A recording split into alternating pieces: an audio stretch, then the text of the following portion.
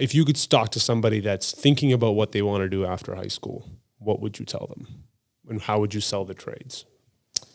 For me, because we do go out to high schools and stuff, Dylan and myself, and then some of the faculty members, they go out to high schools and talk to students and that.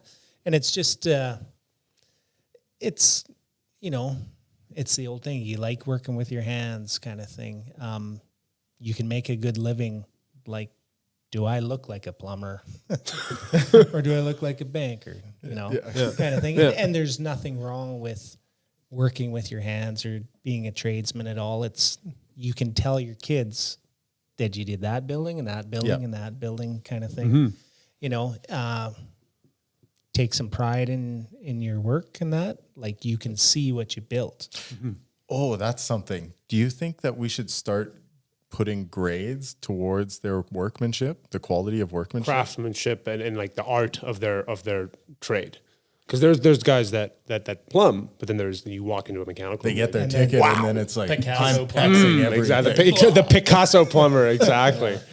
Oh, I got to start make that trending on the internet. Picasso plumbing. Yeah, we'll leave that one alone for now. Well, I think that exists actually, and unofficially in a lot of different workplaces. Like, I don't know. I used to set people's rates and hire people, and if I knew a guy was gonna, it's not just about his workmanship, but it's also his attitude. Attitude precedes everything, right? Like, you're there early, you're the last guy there, you're asking questions, and you built that magnificent piece of whatever, mechanical art. Right. Yeah. So those guys get more. Yeah. So they might not get an A+, but they're going to get an extra $10 an hour. Yeah. If I've got that latitude as their manager, they're going to get more. Yeah. Or they get the overtime.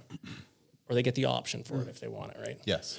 And I mean, Derrick, we asked you to sell the trades. Now, if somebody's thinking about, let's say someone's thinking about getting into the trades, how would you get them to come into the pipe trades? I've actually, I've been doing this to my neighbor's kids. So one of them signed up for the construction project management degree program. He's 19, and he comes from a long line of plumbers. They actually helped build, like, his grandfather was the superintendent for the prime mechanical outfit that built the Aldridge Center, actually. Oh, yeah. So he's grown up around plumbing. He's been plumbing for 3 or 4 years, right? So he wants to get out of it, right? So he's trying to figure out what he's going to do. And my thing is, like, just get your ticket. You know, it sets a foundation for you to basically build upon. It's a great way to get some money in your jeans, right? Build some skills, build relationships, and it's a springboard, right? You don't have to spring off of the board. You can be a plumber forever and be proud of it. It's a noble trade. Or you can use it as a stepping stone to get into project management, estimating. You can start your own company, right? It certainly foundation. lends more credibility when you have a ticket going into project management. Absolutely.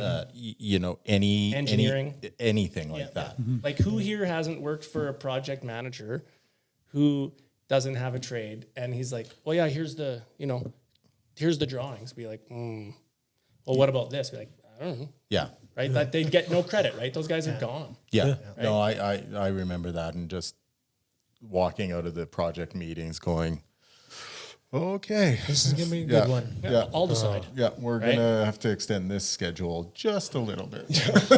Change order special. Yeah. Like you were saying, you get the trade, and then it depends where you go in life kind of thing. You can go anywhere kind of thing. Like, lots of guys that I've worked with over the years, like, become an inspector, engineer reps and stuff like that. Yep. Work in sales. Technical sales. Technical sales and stuff. I mean, there's so much opportunity in understanding what goes into building something. And for me, it was a really eye-opening thing. For me, I grew up in Dubai. It's, silver spoon in my mouth, and it's just like, turn the tap on, water, and you just flip the switch, lights turn on. It's adjust the thermostat when my dad's not looking. So right, and it's all of a sudden cooler in the house, right? So and it's just like you take a lot of these things for granted, and it's like understanding that and being able to be on the other side. Like, I know not only understand it, but I can build it and I can make it. And I think that trades.